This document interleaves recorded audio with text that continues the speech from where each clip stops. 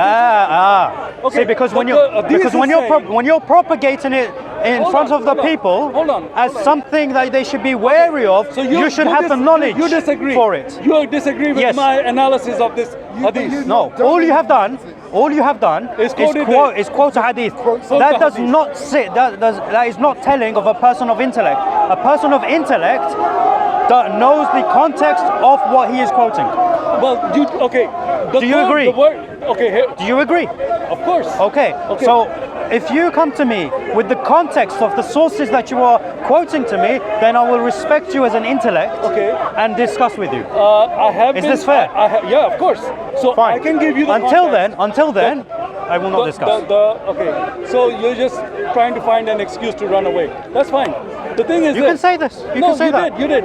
The thing is this: that verse in the hadith is very clear. It's not a verse. It's not a verse, but it's in the hadith. It's very clear. No, it's not clear. Why is it not clear? I'll tell you why. Because in the 7th century Arabic is different to modern Arabic. Would you agree? So there will be rhetorics. I will tell you as an Arab, there are rhetorics in the Arabic language that are different from modern Arabic, even modern Fusha Arabic, to 7th century Arabic. So when you're reading a text, okay, first and foremost, you are limited because you're reading the English. Secondly, if you knew the Arabic language, you would have to be familiar with the Arabic of the 7th century, as well as rhetoric, its idioms, how the people spoke, basically. If you do not know this, right, then you cannot interpret that text. Right, you cannot interpret that speech. On top of that, you need to understand, you need to learn from the scholars who are specialized in these areas as to what these hadith actually mean. Now, unfortunately, you haven't done any of that. No, I have. First of all, so if you did, then you'll be able to tell me the context. I just caught you out because you said in the 7th century. I just caught you out. Listen. If you have the I'm listening. If you have the guts. Okay. Don't use these sound bites with me. It doesn't work. You know this. Because you're interrupting me when I'm talking. You're interrupting. By Allah, I have not interrupted you. Listen to this. You said in the 7th century Arabic was different than today's Arabic, correct? Okay. Was this hadith written in the 7th century? Yes. When were hadiths written? In the 7th century. No. Yeah. Okay. Tell me which hadiths were written in the 7th century. No, I don't know the number, but they were. You don't know the number. Yeah.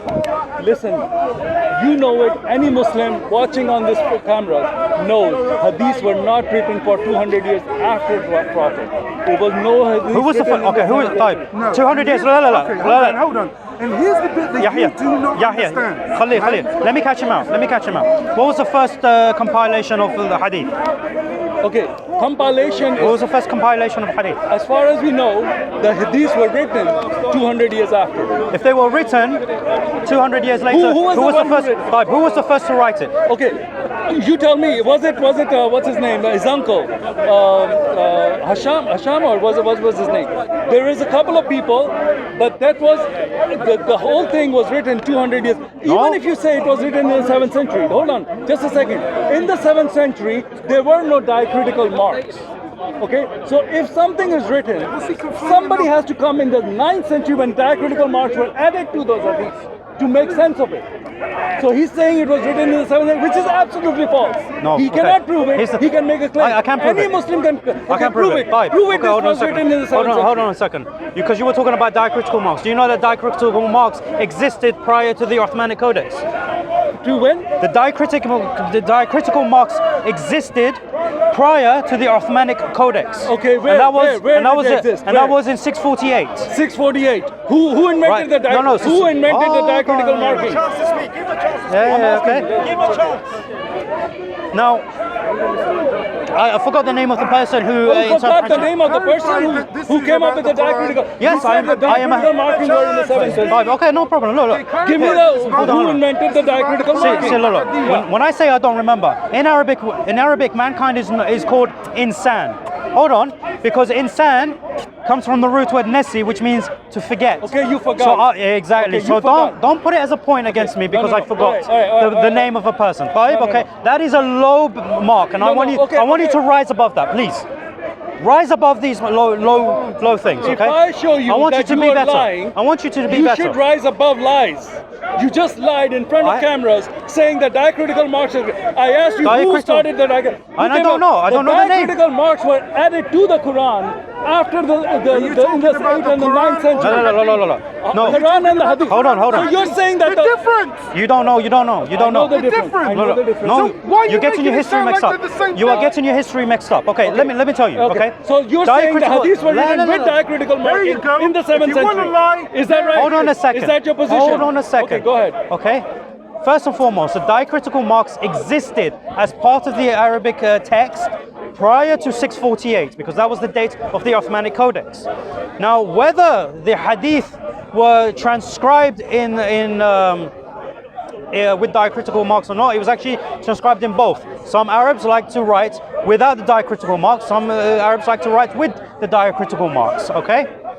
Now we find these hadith. Keep digging. Keep digging. That's fine. Go ahead. We find these hadith written in the margins of Quranic manuscripts. The earliest compilations, right? The earliest compilations of hadith are in the 7th century.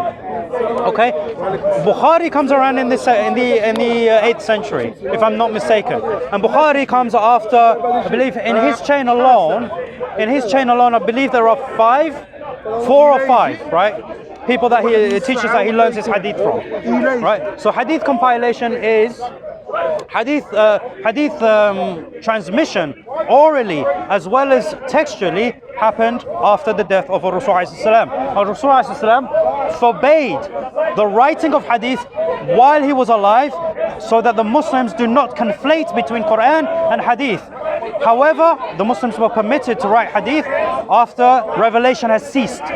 Whose permission? If Muhammad said don't write it, because that was what his commanders do not write the hadith while the Quran is being revealed. No. Okay, if he said that, which he did, when did it become okay to write the hadith? After he died, because that's it, no more revelation. So he said, while I'm alive, do not write it. No, that's not in that many what words. He said. However, He that is said, the gist. Do not write it while the Quran is being revealed. Once he's dead, the Quran is no longer being revealed, so it's okay to write your hadith. So going back to what I said. That's an inference. That's called an inference. Yes. That's an I know it was, of course. So it's not a command, it's an inference. You've So, drawn that inference from what he's it's saying. self-explanatory. It's self-explanatory. So that's anyway, not however, like I self-explanatory, said, it is that's an inference. self-explanatory. So your belief like I said to you, everything that you just said is look, based like on I said to you, inference. like I said to you, This man's a liar. do your research, and I will discuss with you happily. But prior to doing research, I will not. Okay, first of all, Quran, you said that the diacritical marking existed when the Quran was revealed, correct? I said the diacritical marks existed prior to the Uthmanic Codex. Codex is 48. What is the meaning between Codex and the Uthmanic Quran? I don't understand. There's no such thing as an Uthmanic Quran. The Quran is the Quran. The Uthmanic Codices, right, is simply what he was in charge of copying. Right, so his committee, because it was under his leadership, we refer to it as the Uthmanic Codices. When was the first Quran written? By whom? Abu Bakr? No. Did he authorize the compilation of Quran? The first compilation of the Quran, yeah, Abu Bakr. Okay, so Radiallahu anhu. what year was that? 632. 632. When did the Prophet die? 632. 632. So that means that right after the Prophet died, there was a full Quran, correct?